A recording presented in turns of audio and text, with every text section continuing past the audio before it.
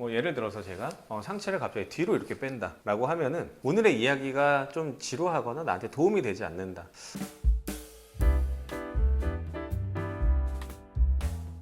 자, 오늘은 고객이 계약을 하기 전에 보내는 신호에 대해서 이야기를 해보려고 합니다. 어떻게 보면 우리한테는 가장 중요한 신호일 수도 있죠. 근데 이런 신호들을 놓치면 아무리 좋은 상담이라고 해도 계약이 지연되는 경우가 있습니다. 그래서 고객들이 어떤 신호를 보내는지 한 4가지 정도만 알아보면 좋을 것 같습니다. 일단 첫 번째는 가격이랑 조건에 대해서 질문을 할 때예요. 고객한테 가장 중요한 거는 가격 말고는 없습니다. 그리고 이런 조건들이 나한테 잘 맞는지, 내가 찾는 조건에 해당하는지를 이제 고객들은 궁금해 하겠죠. 기능이 될 수도 있고요. 전자제품으로 따지면. 보험으로 따지면 가족력이 있을 때 이런 것들이 해당이 되는지에 대한 그런 조건들을 따져보게 되는 겁니다. 두 번째는 뭐냐면 이제 상품에 대해서 좀 더 상세하게 물어볼 때가 있어요. 뭐 지급하지 않는 조건이라든가 언제쯤 지급을 받을 수 있는지, 그런 부분들이 구매 신호를 보내는 두 번째 신호라고 보시면 되고요. 그 다음에 세 번째는 이제 납기에 대한 질문을 할 때가 이제 구매 신호의 세 번째입니다.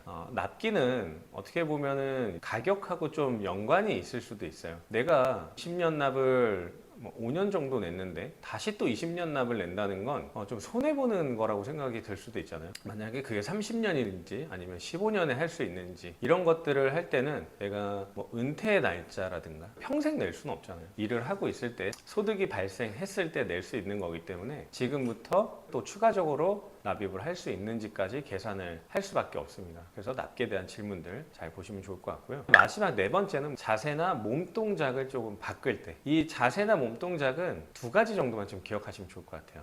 예를 들어서 제가 상체를 갑자기 뒤로 이렇게 뺀다 라고 하면은 오늘의 이야기가 좀 지루하거나 나한테 도움이 되지 않는다, 흥미가 좀 떨어진다 라고 좀 볼 수가 있습니다. 근데 역으로 앞으로 다시 상체를 당긴다 라고 했을 때에는 이 사람이 뭔가 질문할 게 있구나 라는 생각을 하시면서 질문이 나왔을 때 내 이야기를 잠시 멈추시고 고객의 질문에 대해서 조금 더 구체적인 답변을 주시는 게 훨씬 더 계약의 성사율을 높이는 방법이라고 좀 보고요.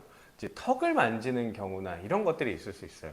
그럴 때는 약간 좀 고민하는 겁니다. 계산하는 거예요. 우리가 만난 지 1시간 이내일 수도 있고, 근데 오랫동안 내왔던 상품들, 이용했던 제품들을 갑자기 한순간에 바꾸기가 쉽지가 않습니다. 그러면 합리적으로 스스로 계산을 해야 돼요. 나한테 손해는 어떻게 되는지, 그리고 배우자하고는 어떤 이야기를 또 해야 되는지 몇 가지 계산을 해야 될 게 있습니다. 그럴 때에는 이야기를 내가 하지 말고 이 사람이 생각할 수 있도록 잠시 침묵을 유지해 주는 것도 좋은 방법입니다. 그래서 이 사람이 딱 계산을 할 수 있게, 내가 먼저 그 침묵을 견디지 못해서 이야기를 한다면 아마 고객은 강요하는 것처럼 들려서 그 생각을 조금 더 뒤로 미루는 경우가 발생할 수 있고요. 고객이 만약에 말을 먼저 꺼낸다면 그러면 요거는 이렇게 결정하겠습니다 라고 이야기를 할 수 있다는 거, 그런 침묵의 클로징도 중요한 포인트라고 좀 말씀을 드리고요. 제가 지금까지 말씀드렸던 4가지가 무조건 다 마지막에 오거나 그러지는 않습니다. 중간중간에 충분히 일어날 수 있기 때문에 이 4가지 포인트가 고객에게서 나온다면 계약의 성과를 더 높일 수 있을 것 같습니다.